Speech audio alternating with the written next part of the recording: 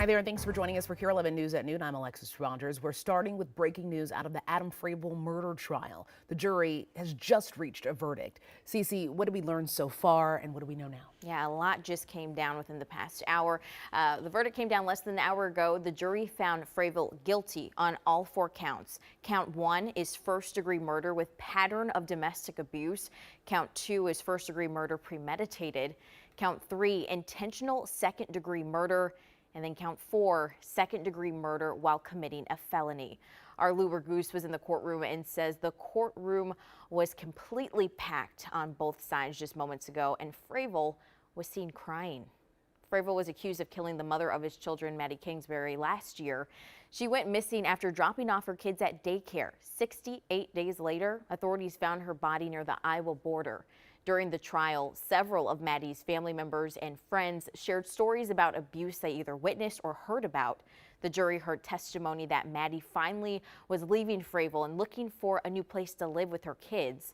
Frayville's attorney worked to raise doubt whether there was any abuse and pointed to a lack of physical evidence that Frayville was the killer. Frayville will face a mandatory life sentence for the conviction of the first-degree counts. Sentencing is scheduled for December 17th back in Winona at 1:45 p.m. Now, as mentioned, our Louis Groos is down in Blue Earth County right now getting reaction. We'll have more from him later on. Cece, thank you. And we're also watching the latest from the election, including a message from President Biden just minutes ago. But first, a look at your weather. Ben, after a rainy and foggy start to the week, we're starting to see some sun today, thankfully. Yeah, and it was kind of a cloudy start to the day, but the fog not as thick as what it was yesterday morning. And yes, we're starting to see more of the blue skies as we head into the afternoon hours. Here's our radar satellite composite, and with the visible satellite imagery, you can certainly see the clearing sky, winds starting to ramp up out of the southwest, and it will be a little breezy as we head into the second half of the day, but that's what's helping to clear out the clouds and allow temperatures to warm back up near 50 degrees. Right now we're at 43. St. Cloud is still kind of mostly cloudy and 41 degrees. Rochester's already at 50 degrees right now. And again, a clearing sky is expected over the next couple of hours, and it looks like we'll stay on the sunny side, always on the sunny side through at least the rest of the work week. So brighter today and tomorrow. We are tracking a slow moving weather system that will bring us some rain showers both Saturday and Sunday, with the emphasis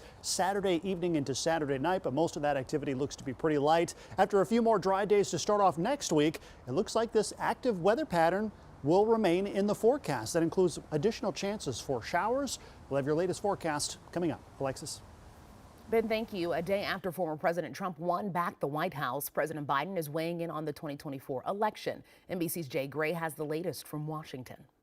Hey there, good afternoon. And much of the discussion across the country, and especially here in Washington, continues to be on Tuesday's election results and the pending second administration of President-elect Donald Trump. Today, we heard from President Joe Biden weighing in from the Rose Garden at the White House, talking about making sure that the traditions and all of the things that come with a transfer of power are continued. He said that he's already invited President-elect Trump for a meeting at the White House. We've often seen the outgoing and incoming president meet at the White House, though we did not in 2020.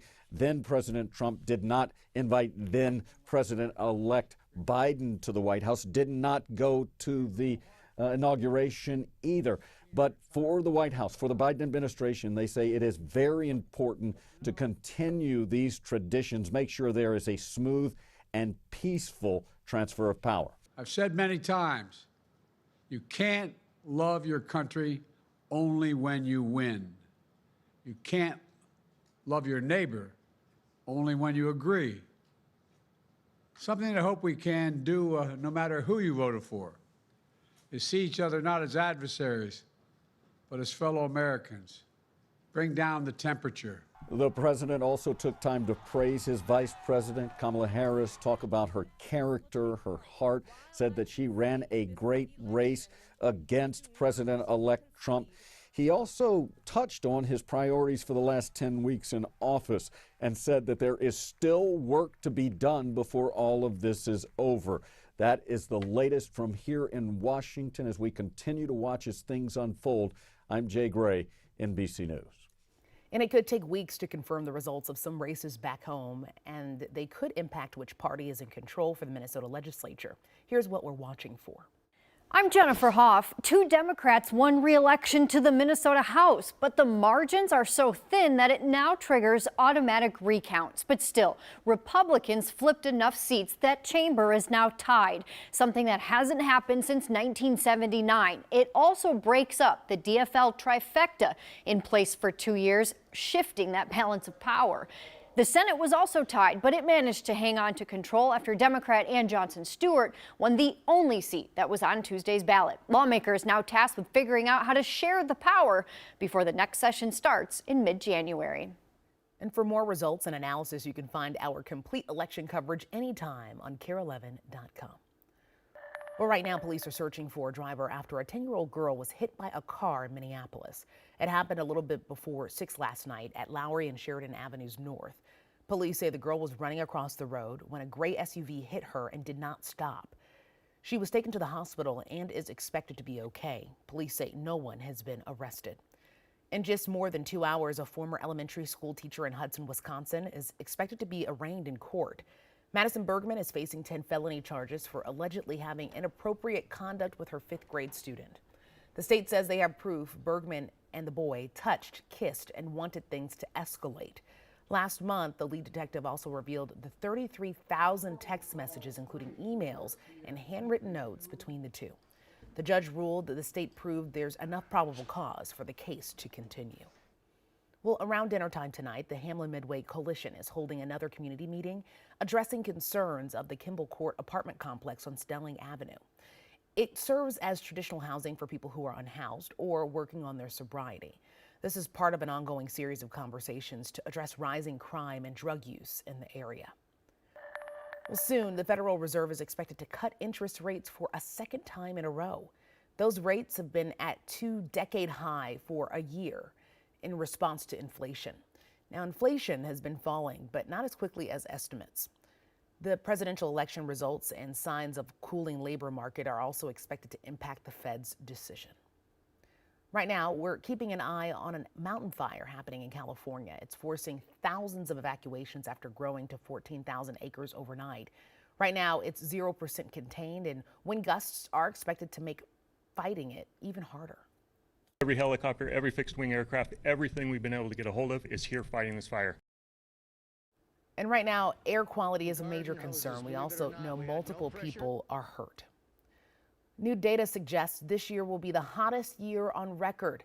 The Copernicus Climate Change Service says it almost is certain that global temperatures will hit more than 1.5 degrees Celsius above pre-industrial levels.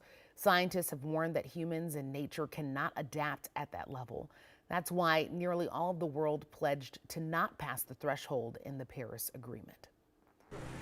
So check this out. New self-driving vehicles are out in Eden Prairie. Southwest Transit started testing the service yesterday. You can request rides using the Spare app and can travel to 160 pickup and drop-off stops.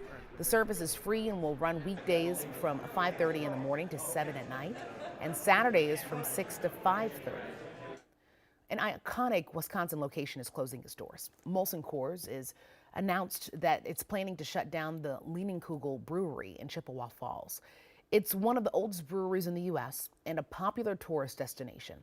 In a statement, the company said they plan to centralize production at their main site in Milwaukee. They also say they plan to keep the Lanai Lodge in Chippewa Falls open.